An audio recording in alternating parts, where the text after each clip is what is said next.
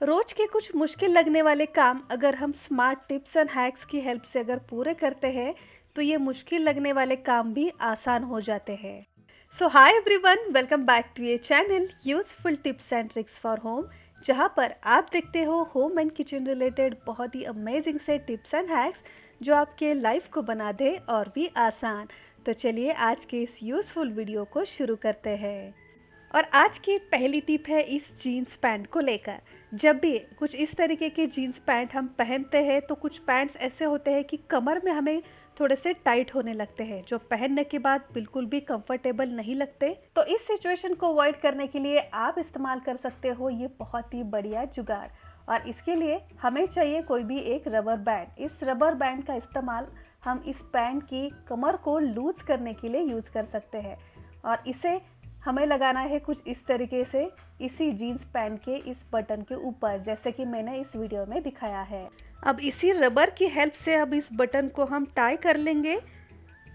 तो आप देखेंगे इस तरीके से पहनने के बाद जो थोड़े बहुत पैंट आपको टाइट हो रही होगी वो अब नॉर्मल साइज में आ जाएगी, बिल्कुल कंफर्टेबल आपको लगेगी। ऐसे ही एक प्रॉब्लम हमेशा इस जिप के रिगार्डिंग भी होती है। जब भी कुछ दिनों के यूज़ के बाद या फिर 1 से 2 वॉश के बाद जीन्स की ये जो जिप होती है ये बार बार खुलने लगती है, बार बार सरकती रहती है, जो बिल्कुल भी अच्छी नहीं लगती। तो इससे बचने के लिए भी आप इसी तरीके से एक रबर बैंड का इस्तेमाल करें। इस जिप में से इस रबर बैंड को निकालें और अब इस जिप को क्लोज करके बचे हुए इस रबर बैंड को आप टाई करें इस बटन के ऊपर। और सिंपली जैसे हम बटन क्लोज करते हैं वैसे ही इस बटन को भी आप क्लोज करें। तो आप देखेंगे कि इस रबर को इस तरीके से टाई करने के कारण अब ये जिप बिल्कुल लॉक हो जाएगी, बार बार ओपन भी नहीं होगी। हमारे नेक्स्ट टिप है इस सोप केस को लेकर। जब भी कोई गीला सोप हम इस सोप केस पर रख देते हैं तो इस गीले सोप के कारण ये जो भी सोप केस है काफ़ी गंदा होने लगता है, चिपचिपा हो जाता है।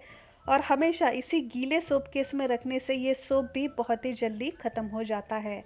तो इस सिचुएशन को अवॉइड करने के लिए जब भी नेक्स्ट टाइम आप इस सोप केस में कोई सोप रखें तो इसे डायरेक्टली ऐसे ही ना रखें। इसे रखने से पहले आप ले लें 1 से 2 रबर बैंड और इस रबर बैंड को कुछ इस तरीके से इस सोप केस पर लगा लें और फिर इस रबर बैंड के ऊपर आप इस सोप को रखें।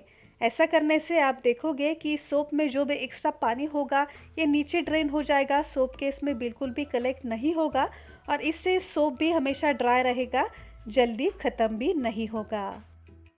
हमारे नेक्स्ट टिप भी इसी सोप को लेकर है।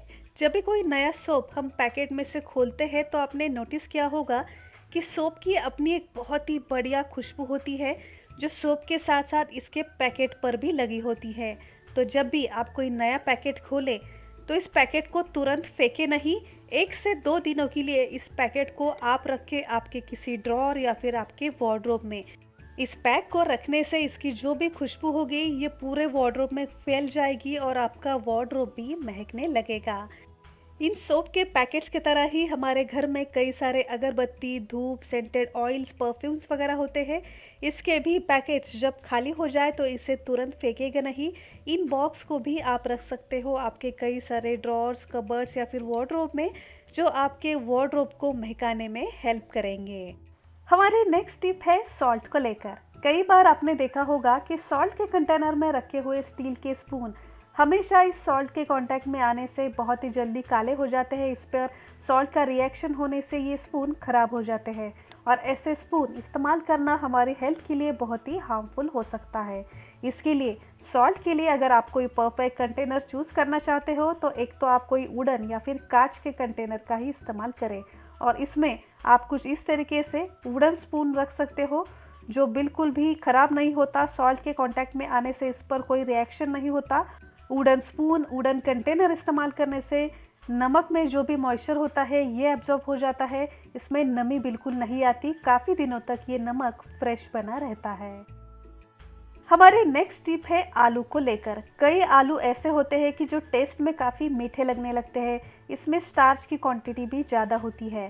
तो ऐसा ना हो इसके लिए जब भी मार्केट से आप मीठे आलू लाएं तो इसको नॉर्मल टेस्ट में लाने के लिए इसका छिलका आप निकालें और इस कटे हुए आलू को आप नमक वाले पानी में 5 से 10 मिनट के लिए रखें। 10 मिनट के बाद नमक वाले पानी से आप इसे निकालें और जो चाहे उस रेसिपी में आप इसका इस्तेमाल करें। ऐसा करने से इसमें जो भी मीठापन है ये निकल जाएगा, नॉर्मल टेस्ट में ये आलू आ जाएंगे।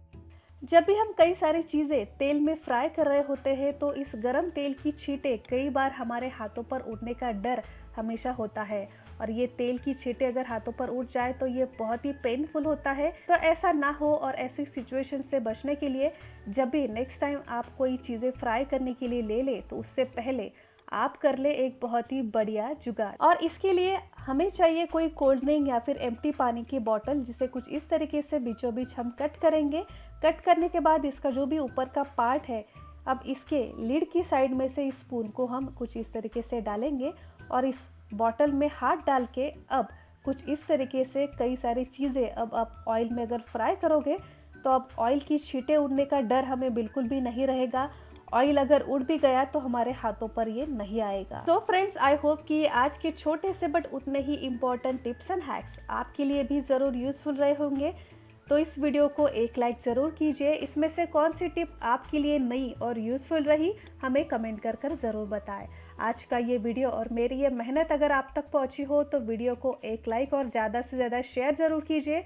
और अगर अब तक आपने इस चैनल को सब्सक्राइब नहीं किया है तो अभी जाकर सब्सक्राइब कीजिए। सब्सक्राइब बटन के आगे एक नोटिफिकेशन बेल है, उसे भी प्रेस करना ना भूलिए।